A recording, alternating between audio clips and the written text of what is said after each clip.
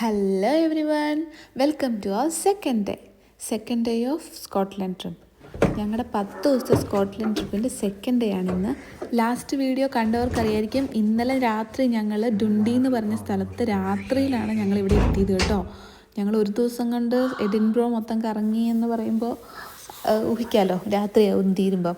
അപ്പോൾ രാത്രി വന്നതുകൊണ്ട് തന്നെ ഞങ്ങൾ വന്നപ്പോൾ ഇരുട്ടായതുകൊണ്ട് സ്ഥലമൊന്നും കാണാൻ പറ്റില്ല. അപ്പോൾ രാവിലെ എഴുന്നേറ്റ് ഡോറ് തുറന്ന് നോക്കിയപ്പം ഭയങ്കര ഹാപ്പിയായി. ഭയങ്കര ഒരു എന്താ പറയുക, ഭയങ്കര ബ്യൂട്ടി ആയിരുന്നു കാണാൻ ആ സ്ഥലം. നമുക്കവിടെ രാവിലെ ബ്രേക്ക്ഫാസ്റ്റൊക്കെ കിട്ടുമായിരുന്നു കേട്ടോ, പക്ഷെ ഞങ്ങൾ അവിടെ നിന്ന് കഴിച്ചില്ല. ഞങ്ങളുടെ കയ്യിലുണ്ടായിരുന്ന ബ്രെഡ് ടോസ്റ്റും അങ്ങനെ ചായയൊക്കെ ഉണ്ടാക്കി കുടിച്ച്, ഇംഗ്ലീഷ് ടീ ഒക്കെ കുടിച്ച് ഞങ്ങൾ അഡ്ജസ്റ്റ് ചെയ്തു. പിന്നെ ഞങ്ങൾ എന്നിട്ട് അവിടെ നിന്ന് റെഡിയായി. ഞങ്ങൾ ഇന്ന് അബദീനിലേക്ക് പോവുകയാണ്. അതിന് മുമ്പ് നമ്മൾ ഈ സ്ഥലത്ത് നിന്ന് കുറച്ച് ഫോട്ടോയൊക്കെ എടുക്കുകയാണ്. അതാണ് അവിടെ കസേരയിലൊക്കെ ഇങ്ങനെ കുത്തിയിരിക്കുന്നത്. എന്നിട്ട് ഞങ്ങൾ അബദീനിലേക്ക് പോകുന്ന വഴി ഡനോട്ടാർ, എനിക്കത് പറയാൻ പോലും അറിയത്തില്ല, അങ്ങനൊരു കാസിൽ അവിടെ കയറാമെന്നൊക്കെയാണ് പ്ലാന്. അതല്ലാതെ നമ്മൾ പോകുന്ന വഴിക്ക് എന്തെങ്കിലുമൊക്കെ കണ്ടാൽ അവിടേക്ക് ഞങ്ങൾ നിർത്തും, എക്സ്പ്ലോർ ചെയ്ത് പോവും. അബദീനിലാണ് ഇന്ന് രാത്രി സ്റ്റേ ചെയ്യുന്നത്. ഇതൊരു ഒറ്റപ്പെട്ട സ്ഥലമാണ് കേട്ടോ. ഇവിടെ ഇതുപോലെ 2-3 കൊച്ചു വീടുകളുണ്ട്. ഇതെല്ലാം ഓരോ ഓണറിൻ്റെ ആണെന്ന് തോന്നുന്നു. ഇതിന് ചുറ്റും ഇങ്ങനെ വിശാലമായിട്ട് സ്ഥലം കിടക്കുകയാണ്. ഇനി ദൂരേക്ക് നോക്കിയാൽ വീടുകളൊന്നും വേറെ കാണാനില്ല. പീസ്ഫുൾ ആൻഡ് ക്വയറ്റായിട്ട് സ്റ്റേ ചെയ്യേണ്ടവർക്ക് ഇവിടെ വന്ന് താമസിക്കാൻ അടിപൊളിയായിരിക്കും. അതുകൊണ്ടോ ഞങ്ങൾ ദൂരെ നിന്ന് എടുത്ത വീഡിയോ കേട്ടോ. ഇത്ര അകലത്ത് വേറെ ഒന്നുമില്ല, ആ വീട് മാത്രം. അങ്ങനെ ഞങ്ങൾ ഡനോട്ടാർ കാസിലെത്തി. ഇവിടെ ഞങ്ങൾ ഇവിടുത്തെ കഫേയിൽ നിന്ന് ഫുഡൊക്കെ കഴിച്ചു. ബർഗറാണ് കഴിച്ചത്, നല്ല ഫുഡായിരുന്നു. അതൊക്കെ കഴിച്ച് ഞങ്ങൾ ഇവിടെ ഇങ്ങനെ എക്സ്പ്ലോർ ചെയ്യാൻ പോവാണ്. ഇടിഞ്ഞു പൊളിഞ്ഞ് കിടക്കുന്നൊരു കാസിലാണിത്. കാസിലും അതിൻ്റെ പരിസരം നല്ലൊരു വ്യൂ ആണ് കേട്ടോ, അടിപൊളിയാണ്. ഒരു ദിവസം മൊത്തം ഇവിടെ ചുറ്റിക്കറങ്ങി നടക്കാമെന്നുണ്ടെങ്കിൽ പെട്ടെന്ന് വേണേൽ കണ്ടിട്ട് പോകും. നമ്മുടെ ഇഷ്ടം പോലെ കാണാനുള്ളത്. താഴെ ഇറങ്ങി നടന്ന് കയറി വരുമ്പോഴത്തേനും കുറേ സമയം എടുക്കും.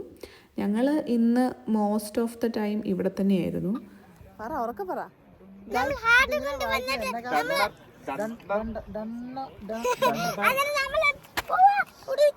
പേര് വായിക്കാൻ പറ്റാത്തൊരു കാസിൽ കാണാനാണ് പോയിക്കൊണ്ടിരിക്കുന്നത്. എന്റെ കൊച്ചു പറയും കാശിൽ കാണാൻ പോകുന്ന നമ്മള്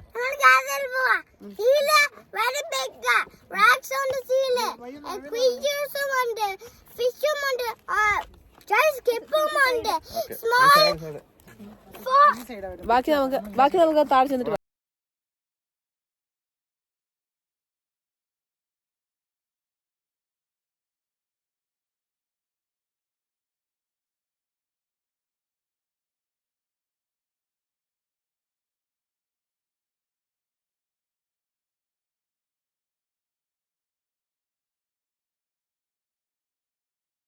നമ്മളിപ്പോൾ UK ഗുണാക്കേവിലാണ് എത്തിയിരിക്കുന്നത്. ഇവിടെ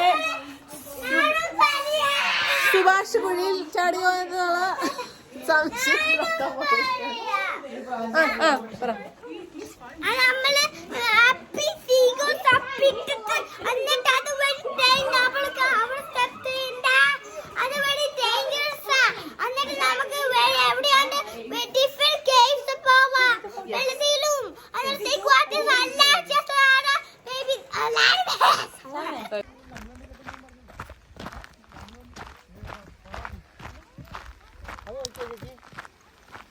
ഈ ചെടിയെ പറ്റി എല്ലാ അറിവുണ്ടോ? ഇങ്ങനെ നിൽക്കുന്നേ കേട്ടോ, മുള്ളുള്ള ചെടി. ഇല്ല, നാട്ടിലൊക്കെ ഭയങ്കര വില കൊടുത്ത് വാങ്ങണം അത്രയും പേരുള്ളതിന്. ഗൈസ്, നമ്മളിപ്പോൾ നിൽക്കുന്നത് ഡൊണാട്ടർ കാസിലിന് ഫ്രണ്ടിലാണ്. ഇത് ഡുണ്ടി ടു അബദീൻ വരെ പോകുന്നതിൻ്റെ ഇടയ്ക്കുള്ളൊരു ചെറിയൊരു കട്ടിങ് ഉള്ള വഴിയിലാണ്. എനിക്ക് എക്സാക്ട്ലി ലൊക്കേഷൻ ഒന്നും അറിയത്തില്ല. അബദീൻ നമുക്ക് ഗുളിക കിട്ടുക. അതിൻ്റെ അകത്ത് ഇതെന്താണെന്ന് ചോദിച്ചാൽ, ഓൾറെഡി ഒരു റിച്ചസ്റ്റ് ഫാമിലീസിൻ്റെ പേരിലുണ്ടായിരുന്ന അവരാണ് ഇവിടെ താമസിച്ചുകൊണ്ടിരുന്നത്.